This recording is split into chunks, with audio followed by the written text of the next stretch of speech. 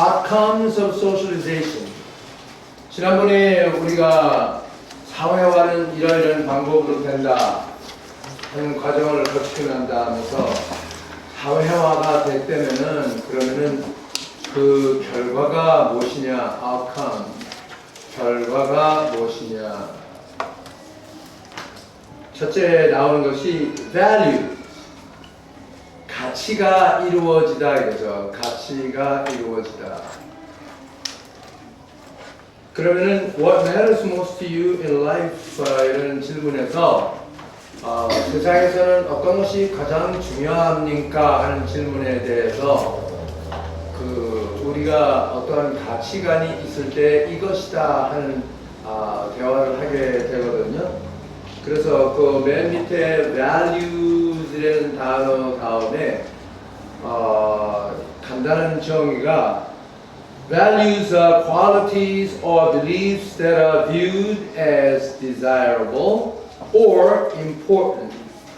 그러니까 한 그 개인에게 자기가 생각할 때 어떠한 개념이나 아니면은 어떠한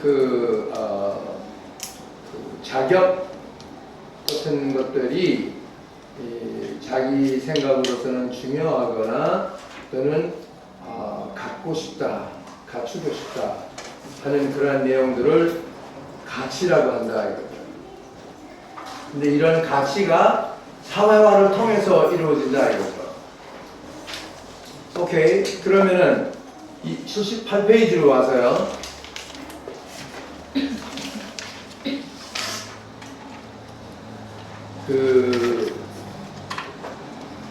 세 번째 줄 다음에 시작하는 새 문단에 significant social events 가로하고 있어요. kernel system and macro system 해놓고요. also affects values. 그러니까 마이크로 시스템뿐만 아니라 매크로 시스템 이런 것들이 전부 다 아이들을 영향을 끼쳐서 가치관이 생깁니다. 그 환경적인 그러한 그 시스템들이요, 매크로요. 이런 것들을 예를 들면서 1930년도에는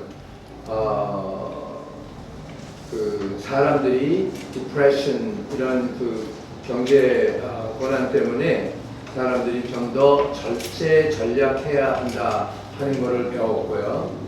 직접적으로 연결되는 거죠. 가치관을. 40년도 2차 대전 때는 그 애국심을 이렇게 갖게끔 해주는 그러한 역할을 했고요. 환경이. 그리고 50년도에는 좀 더 그 물질적으로 사람들이 더 관심을 갖고 그런 것들이 중요하다고 생각하는 그러한 그 결과들이 나왔다. 이런 것들을 볼 것 같으면은 이런 것들이 전부 다 매크로 시스템인데도 불구하고 우리들에게 가치관에 직접적인 영향을 끼치다 하는 거.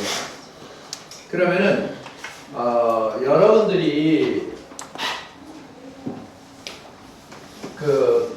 내가 어떠한 가치관을 가지고 있느냐를 분명히 알아내는 방법이 있어요. 그 자체를 우리가 value qualification 그러는데요.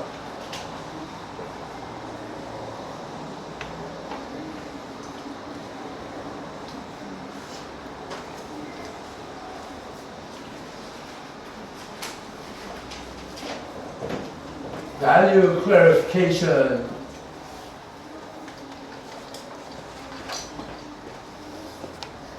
라고 해가지고서 가치를 정확히 하다 라는 뜻인데 여기에 단계가 몇 개가 있어요. 첫째는 자유롭게 본인이 그 가치를 선택해야 한다 이거죠. 어떠한 가치관도 내 가치관이 그러려면은 자기 자신이 자유롭게 선택을 해야 한다 이거죠. 그 다음에는 그 자기가 그 가치관에 대해서 고백을 해야 한다. 그러니까 자주 선포하다. 세상에 내가 이런 가치관이 있다를 알린다 이거죠. 그리고 셋째로는 행동화하다.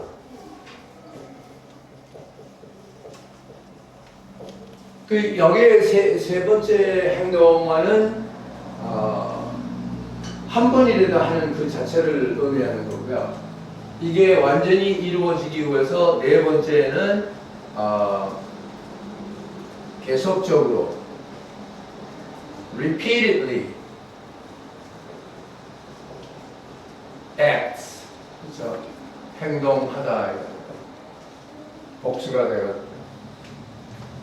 그래서 사람이 가치관이, 나는 이런 가치관이 있다 그러면 이 네 가지 과정을 거쳐서 모든 것이 완벽하게 이루어질 때, 그때 우리가 그 사람은 그 가치관을 가지고 있다 할 수 있다. 예를 들어 가지고 나는 정직하다는 거를 나의 그 가치관으로 가지고 있다. 그러면은 그 사람은 첫째 정직한 그 자체를 가치로 자기 스스로가 선택을 하고요. 남이 너는 정직해야 한다. 그러면서 네 알았습니다. 정직하겠습니다. 이거는 자기의 가치가 아니에요.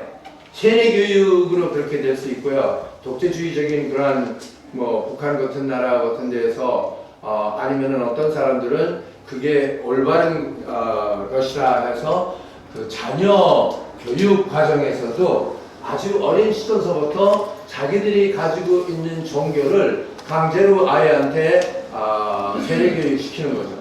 그러니까 아이는 아무것도 모르고 이것인가 보다 그래서 부모들이 이거는 이거고 이거는 이거고 자기 종교들의 가치관을 계속적으로 아이한테 줘서 아이가 그 가치관을 갖게 되면은 자기 스스로가 언젠가 그거를 보면서 이거를 내가 계속 내 가치관으로 만들겠다. 아니면은 나는 이제는 이 가치관은 다른 사람들의 가치관이기 때문에 내 거로 안 하겠다.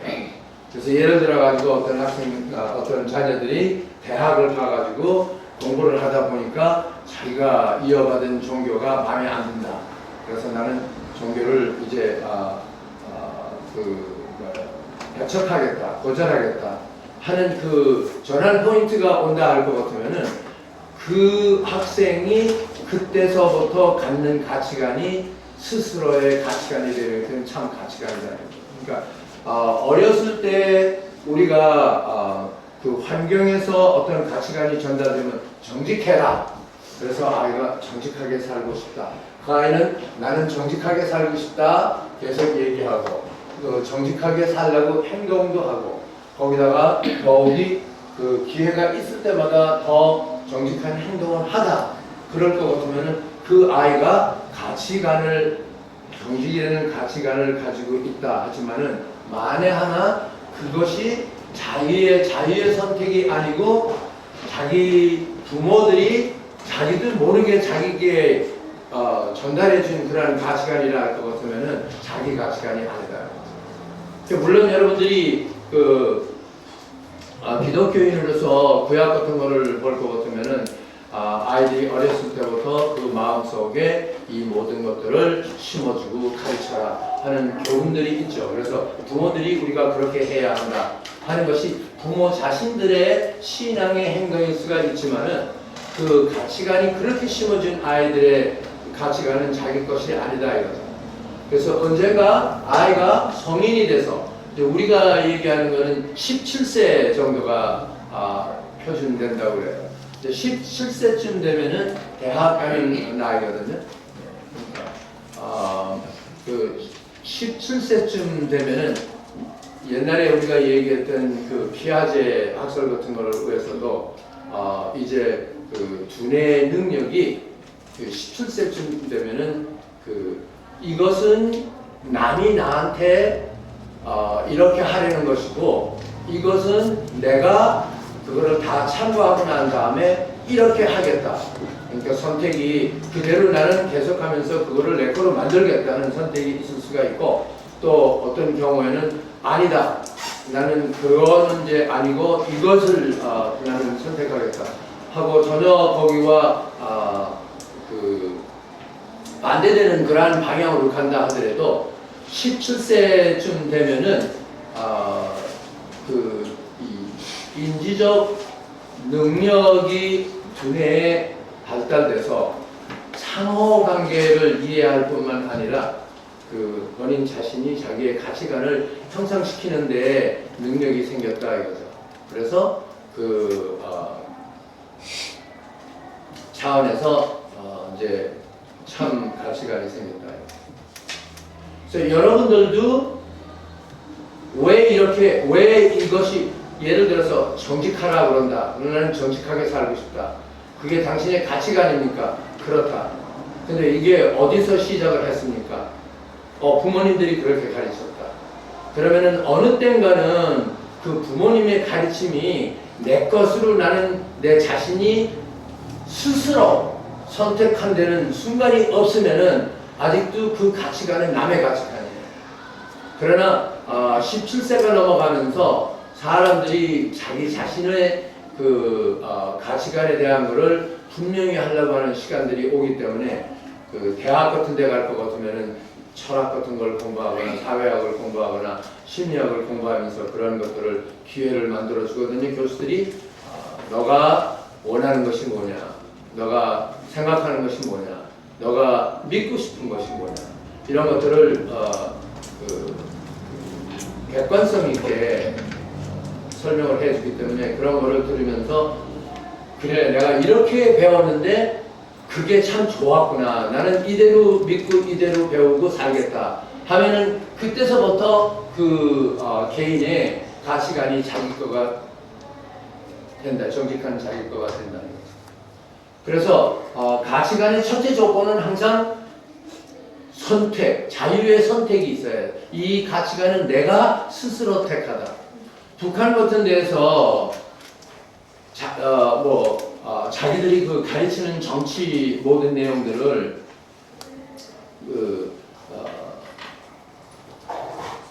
이어받고 싶지는 않은데, 설득당하고 싶지 않은데 그거 안 하면 먹고 살 수가 없고 여기서 존재할 수 없기 때문에, 그렇기 때문에 나는 그렇게 살 수는 없다 하는 거를 생각할 때 그 사람들이 그래서 이렇게 고백하라, 이렇게 믿어라 하는 것들을 그대로 고백하고 믿는다 해서 그게 그 사람의 가치관은 아니다. 그래서 가치관은 첫째 조건이 자유로운 자기의 선택으로부터 시작합니다. 그러면서 그것이 내 가치관이다 항상 고백을 해야 하고요. 그리고 그 정직하라 하는 기회가 나한테 왔을 때 내가 고백하는 것처럼 정직한 행동을 해야 하고요. 그리고 그 행동이 한 번뿐만 아니라 지속적으로 환경이 될 때마다 해야 한다.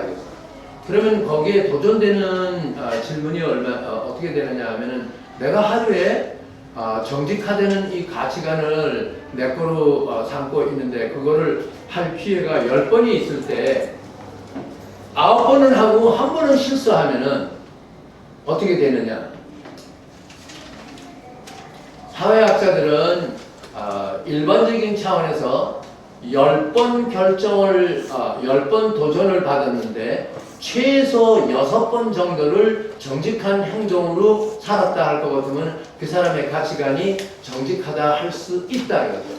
크게 자랑스러운 일은 아니지만, 그러니까 60%니까 그 대다수 숫자를 넘어왔기 때문에 인정을 해주겠다 이거죠. 그러나 심리학자들은 어디에 도전을 하느냐 하면은 10번 기회가 왔는데 6번 한 정직한 행동들은 별로 나에게 큰 손해가 없는 작은 문제들이었다. 그래서 거기에서 내가 정직한 결정을 6번 하는 거는 그렇게 어렵지 않았다. 허나 나머지 4번은 내가 정직하게 못 살았다. 근데 그 4개를 분석을 해봤더니 그 4개는 나에게 큰 손해가 있느냐 없느냐 하면 어마어마한 사항이었었다.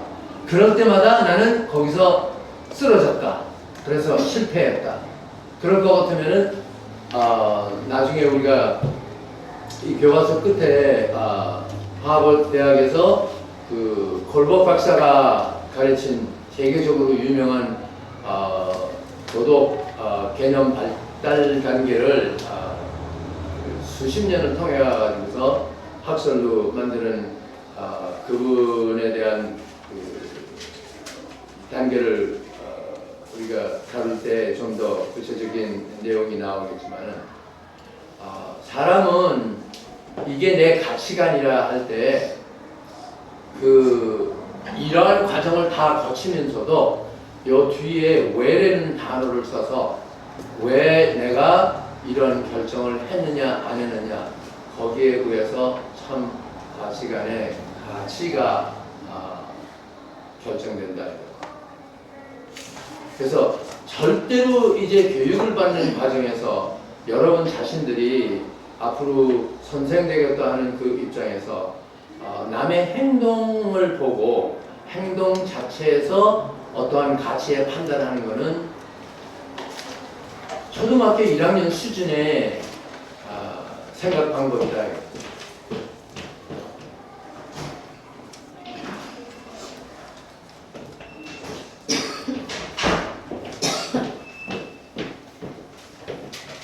무슨 뜻이냐 하면은 초등학교 1학년 수준의 행동이라는 거는 예를 들어가지고서 주일날 보니까 저 사람이 성경을 들고 교회를 가네.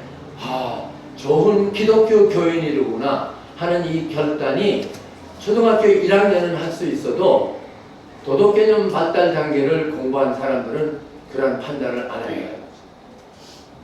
왜냐하면은 그 속에 왜 내가 이거를 들고 오늘 교회를 들어가느냐 하는 거에 대한 것을 모르는 이상 겉에서 보이는 행동 가지고서는 결정이 안 된다.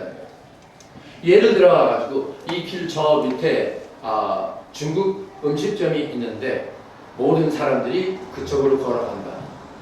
그런데 나도 같이 가는데 나는 이 길을 가는 이유는 저 끝에 있는 중국 음식점에 가기 위해서 이를 간다. 하면서 내 앞에 가고 있는 모든 사람들을 후보에서 걸어가는 사람들을 보고서 저 사람들이 전부 다 뭐예요? 중국 음식점으로 가는 사람이다 라고 결정을 하면은 1학년들한테는 통할 수가 있어도 이런 공부하는 사람들은 아직 그게 뭐예요? 결정을 할 단계가 아니다 이거죠. 그 상점까지 가서 지나가느냐 들어가느냐를 보고 난 다음에 한다 이거죠. 그러니까 사람은 어느 과정 자체를 보거나 행동을 보면서 저 사람은 좋은 사람이다 나쁜 사람이다. 저 사람은 이런 사람이다 저런 사람이다. 저런 사람은 이런 가치관이 있다 없다. 이런 판단하는 거는 초등학교 1학년 수준이고 우리가 공부하는 과정에서는 그렇지 않다 이거죠. 그래서 교회에 들어가는 사람을 봐서도 그 사람들 가운데에서 10명이 들어가면은 몇 사람들은 진심으로 자기의 신앙을 정직하게 그 행동화하기 위해서 기쁜 마음으로 또 좋은 그 기독교인으로서 살고 싶어서 교회를 들어가는 사람들이 있을 수가 있는가 하면은 불행하게도 그 가운데에는 성경에서 이미 지적된 것처럼요. 그렇죠? 가라지가 있다는 것처럼 어떤 사람들은 겉으로는 그렇게 보이면서도 속에는 들어가서 사기치기 위해서 들어가는 사람들이 있다. 어떤 사람들은 사기치는 데를 위해서 들어갔다는 걸 뭐예요? 가끔가다 불행하게 듣는 이유가 장로가 이민원 집사한테 드라이 클리닝 상점을 하나 팔았는데 거기에는 너무너무 좋고 이득이 많고 그래서 사고 나봤더니 장고 만든 것들이 전부 다 헛된 것들이고 해가지고서 한번 크게 당했다. 그렇지만 교회였기 때문에 장로가 감히 설마 집사한테 그런 사기를 할까라고 했지만 한번 당했다. 이런 이야기들이 나오는 것을 보면은 가라지들이 있기는 있다 이거죠. 그러니까 교회에 들어가는 사람들을 볼 때마다 그 사람들이 참 신앙을 고백하는 훌륭한 교인들이라 할 수는 없다 이거죠. 그러나 우리가 이런 면으로 분석할 수는 있다 시작하기를 그렇죠. 그 사람이 자유롭게 선택한 결정이냐, 자주 자기 그 가치관에 대해서 고백을 하느냐, 그리고 그런 기회가 오면 행동을 하느냐, 행동을 하는 것뿐만 아니라 기회가 올 때마다 거의 다 그런 행동을 일관성 있게 하더라. 그러면 그 사람들한테는 우리가 그 사람의 가치관이라고 할 수 있다. 그러면서도 한 단계 더 나아가서 결론적으로 이렇게 됐다 하더라도 그 안에 있는 마음 속에 왜 당신은 이렇게 합니까? 하는 거를 물어봤을 때 그 답이 다르면은 이 자체가 다 뭐예요? 무효가 될 수도 있다. 어떤 사람은 아주 계획적으로 한 사람을 사기치기 위해서 완전히 자기 스스로가 선택을 해가지고서 이러이러한 가치관을 다른 사람한테 오랫동안 신용을 보이는 면으로 해서 10년, 20년을 닦아놓고 난 다음에 결론적으로 큰 어떠한 재산을 횡령하는 그러한 행동을 했다 할 것 같으면은 20년 동안에 이런 것들이 보이는 데에서 다른 사람이 볼 때에는 다 그렇게 얘기가 있고 모든 것이 그렇기 때문에 저 사람은 정말로 믿을 수 있는 사람이다 한 결과에서 쓰러지는 이유가 그 안에 들어있는 사람을 몰랐기 때문입니다. 우선은 사람이 이런 과정에서 우리가 항상 깊이 생각해야 할 것은 뭐냐면 겉으로 보이는 그 자체 가지고 좋고 나쁘다는 오해를 아니면 어떠한 의견을 그렇게 쉽게 만드는 자체는 아니다. 이 차원에서 제가 또 다른 이야기 하나 할게요. 그 엔타이바이어스에서도 어쩌면 제가 약간 참시생들한테 기억이 안 나서 안 했을 가능성이 있는데 무슨 뜻이냐 하면요, 이 민족 가운데요, 동양 민족하고요, 서양 민족들하고 문화면으로 어떠한 차이가 있을 수 있느냐 하면은 그렇다고 해서 다 아는 100%라는 거는 그 동양에 있는 이유가 없고요. 그래서 여기가 동양인이고 여기가 서양 문화라 이렇게 생각할 때 한 개인이 자기 이제 우리가 말하는 소위 본체죠. 자기 자신이 이런 남이 보이지 않는 나 자신의 안에 한 존재가 있는데 이 사람들 안에 항상 또 다른 자기 자신만의 정체가 들어 있고요. 근데 이게 거꾸로 있어요.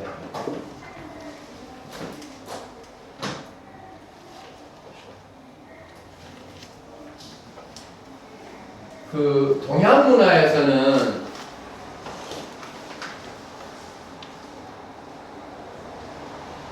이 부분이 굉장히 두꺼워요. 그러니까 사람을 알게 되다 하는 이 자체가 동양 문화에서는 사람들을 너무 쉽게 이렇게 자기 마음속으로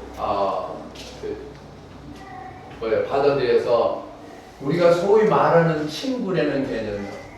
여기에 우리가 뭐 참이라는 단어를 붙인다 할 것 같으면은 동양 사람이 외부에서 이 동양 사람하고 참 친구가 되려면은 이 겉부분이 너무 두꺼워가지고요. 굉장히 두꺼워가지고 그렇게 쉽게 이 안에 있는 이 사람한테 가장 긴밀한 이 친구가 되기가 시간이 걸려요. 여기요. 그런데 서양 문화에서는 이 부분이 그렇게 두껍지 않기 때문에 이 사람한테 이 부분을 통과해 가지고서 그 안에 있는 이 사람한테 가는 거는 그렇게 쉽지가 않은데 아주 쉬운데 그 대신 여기서부터 이 안에 있는 이 정체가 두께가 굉장히 두꺼워요.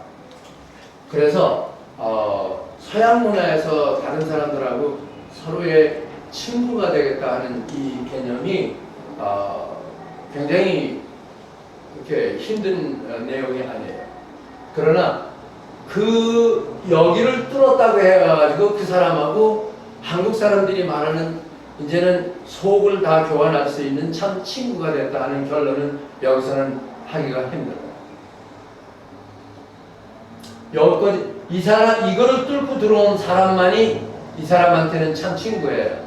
근데 많은 사람들이 전부 다 이쪽에서 그렇게 가볍게 쉽게 여기까지는 와도 여기서 이거를 뚫고 이 사람한테 참 가까운 친구가 된다는 것이 그렇게 쉽지를 않다 이거죠. 그래서 백인들하고 속 깊게 또 이런 심리학 상태에서 토론하는 입장 가운데서 얘기를 하면은 How many close friends? 그러니까 아주 친한 친구들이 몇 명이나 있느냐 그런데 백인들이 I have 50, I have 90, 나는 50명이나 90명 정도 있다 하는 사람들은 찾기가 힘들어요. 그러면 몇 명이나 있느냐 그러니까 really 물어본다고요. Real friend 그런다고요.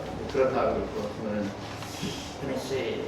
그것도 뭐 바로 하나 둘 이렇게 나오는 게 아니라 깊이 생각하고 난 다음에 I think maybe 2, 1, 3 이래요. 근데 한국 사람들은 동양 문화에서요. 처음에는 좀 그 신용을 얻으려고 하는 요 유대 관계라는 것이 시간이 좀 걸리면서 하지만은 일단 이 부분을 뚫고 나오면은 직속으로 그 사람 마음속으로 들어가가지고서 가까운 친구가 되는 그러한 입장이 되기 때문에 이 사람들이 가지고 있는 친구 숫자들이 한참 커요. 그러니까 물론 누구나 다 그렇다는 건 아니고 나는 동양 사람이면 나는 지금 들어보니까 이런 사람 같네 뭐 그럴 수도 있는 거죠. 근데 그 본문화 학자들이 성격 이런 가치관 내용들을 분석하면서 만들어낸 이론들이거든요. 그러니까 그냥 누가 뭐 하고 싶어서 한 얘기가 아니고요. 깊이 생각한 데서 나온 내용들입니다. 그래서 어떤 사람들은 이 표면만 잘 이렇게 통과시켜 놓으면은 그러면 내가 그 사람 마음속에 들어가서 가까운 친구가 될 수 있다 하는 이 생각을 잘못할 때가 많이 있어요. 그리고 이 동양 그러니까 왜 그 남자와 남자, 여자와 여자 사이의 친구들에도 꼭 이성 친구가 아니고 친구와 친구 사이에도 남자와 남자 사이의 친구 사이에도 여기를 뚫고 들어온 요것만 좀 힘든 부분이지만 어떤 그 역경을 같이 지나고 시간이 어느 정도 흐르고 해가지고서 가까워지는 친구가 되면은 이 동양 문화에서는 그렇게 해서 이걸 뚫고 들어온 사람은 자기 여기가 가장 깊고 중요한 자기 자신의 정체성이 있는 요 자리까지 그냥 직접 이 공간을 통과시켜 준다고요. 그래가지고 가까운 사람으로 만든다고요, 자기를. 근데 서양 문화에서는 뚫는 자체는 쉬운데 일단 여기 오면은 여기서 이 안으로 들어온다는 거는 거의 힘들게 안 해준다. 이 미국 같은 문화에서 본문학자들이 분석하는 이유 가운데 하나는 뭐냐면은 서양 문화에서는 그렇게 될 수밖에 없는 이유가 이 미국 같은 데만 해도 한 150년 전, 100년이나 150년 전 하면은 같이 지냈던 친구끼리 뭐 지금도 그런 뭐가 그런 상사가 있지만 거기 옛날에는 서양 그 시대라 해가지고